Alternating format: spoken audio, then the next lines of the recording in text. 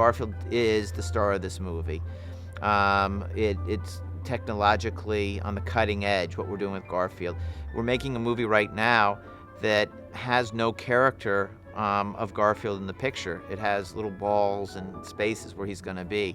And what we're going to be doing over the next months and months and months is actually creating a live performance in a computer that when you see it in a theater is going to make you believe that this is a real cat. Ay, ay, ay, ay, ay. How can this dog be such a problem when he's not even here anymore?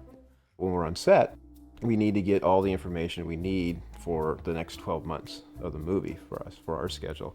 So on set, we're gathering basically kind of where things were, measurements, surveying, where we actually come out and like measure with a device that actually measures distances between 2 points on the set, so we can basically rebuild the sets in the virtual world on the computer. And he's wearing lederhosen. I'm sorry, Garfield, not now.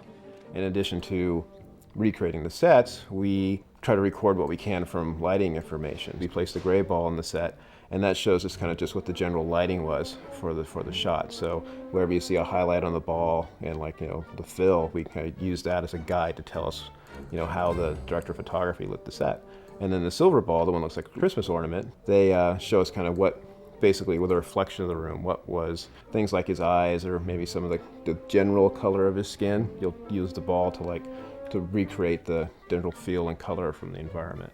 Once we finish principal photography, we'll go into basically post-production, where we will get a cut of the movie, and then we'll bring that film into Rhythm and Hues, and we'll go ahead and scan it in and bring it on the computer. And once it's basically digitized, we have a computer version of that, we can start building the world from all the set information we've gathered.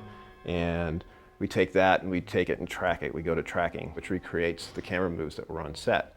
And from tracking, that'll fan out to like 2 different areas. It'll go into animation, where they're actually working with the digital version of Garfield, and they'll animate that in the set. Well, actually, it's liver flavored. And at the same time, that'll branch over to lighting, and lighting will, using kind of a stand-in for Garfield, will start lighting that Garfield into the set, taking into consideration the digital hair that goes along with it for Garfield. We took high dynamic range imagery at the set, where we basically took a lot of photos from a camera that takes a 360 degree view of the world for us, so that I actually can see here in the sphere everything that the camera saw when they shot the plate photography. So I have a good idea where to place the lights based on what they wanted. I'm in a new dog state of mind. This is something that we did early on, just to try to understand the basic anatomy of Garfield, working out just his body type, how short his legs would be, and versus how fat his stomach would be. And what the art director actually did when he went and did the sculpture is went in, and one side is finished, where you actually see skin over the surface of the creature. The other side, we actually basically peeled the skin away so that we actually see the underlying muscles. So when the animation department goes in and actually rigs this, they actually go off of these muscles.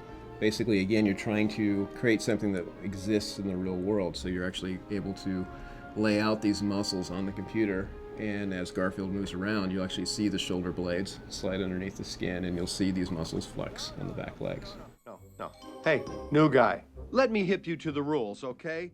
Well, we basically give the performance to the CG cat. It comes down from rigging and modeling. They create the character, and once the modelers get done with it, it goes to the riggers, and they put all the controls on it. We've got well over, probably around 200 controls on Garfield, that we can do every little joint of his finger, of his arms, and all that kind of stuff. So what we have to do is then set the keyframes to the different poses, and then just keyframes on top of keyframes, which will give him the performance of the acting. And we work to build Bill Murray's dialogue.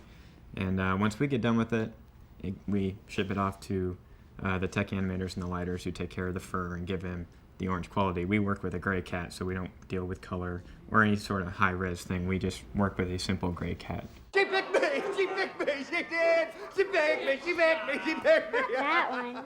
That one. Oh, I didn't realize. Garfield's on TV! He's a hero!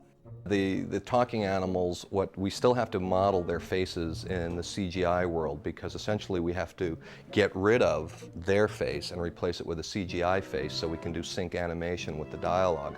We're also going to add expressions and things like that. So the process is to just, you shoot the animal for real, and then we have data integration people who are here that are taking measurements and complete photographs 360 around the animal and measurements, so we can recreate their skull structure and facial structure in the computer later, that we can then sync up with whatever the dialogue is. I think the biggest challenge with Garfield, again, is it's the kind of incorporating, capturing, the essence of what, has made Garfield popular and successful and loved for so many years, and bringing that to life, taking it from the comic pages, two-dimensional comic pages, to a movie, and featuring it in 420 shots with right next to a real cat. And then you buying it, that you see Garfield sitting there, and you say, I believe that Garfield could exist in this world. And if people go to see the movie and walk out of it and say, wow, Garfield was really there, then we really accomplished our job. Ladies and gentlemen, Garfield has left the cul-de-sac.